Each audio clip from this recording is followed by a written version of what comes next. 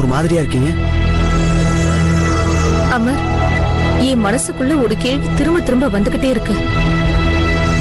இந்த இந்திராவதி நம்ம கிட்ட ஏன் இவ்வளவு நல்லவளா நடந்துக்கணும் சொல்லுங்க? எதுக்காக நமக்கு உதவி செய்யணும்னு நினைக்கிறா?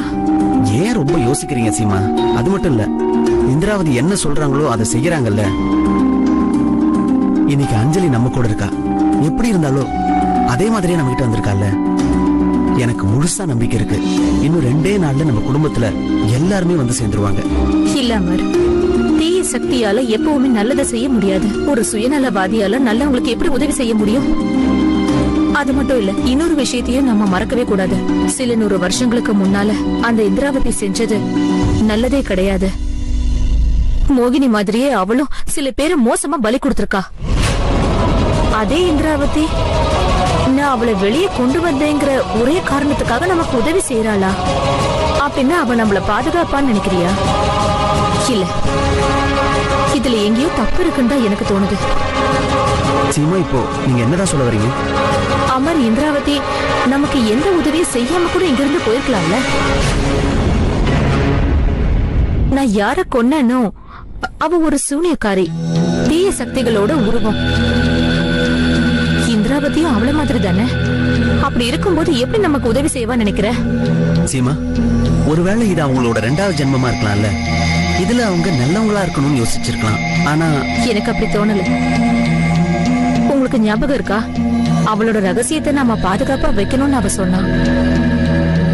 அப்படி இருக்கிற பட்சத்துல அவ நமக்கு நல்லது பண்ணி யாராவது ஒருத்தருக்கு கஷ்டத்தை கொடுக்கணும்னு நினைக்கிறான்னு எனக்கு தோணுது.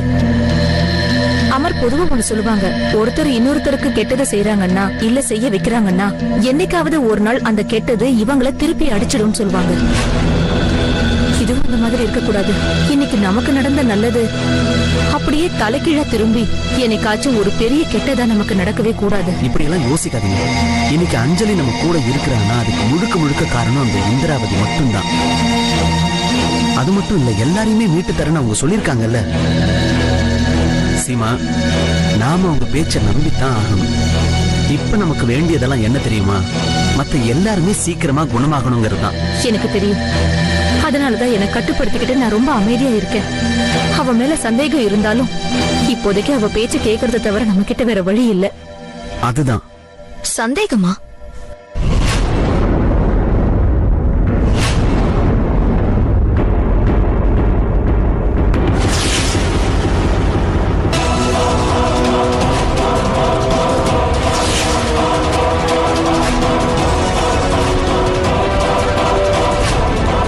சீமா, நீங்க எனக்கு நல்ல சாப்பாடு கொடுத்தீங்கன்றதுக்காக நான் உங்களுக்கு அதுக்கு பதிலா ஒரு நல்லது செய்யணும்னு நினைச்சேன்.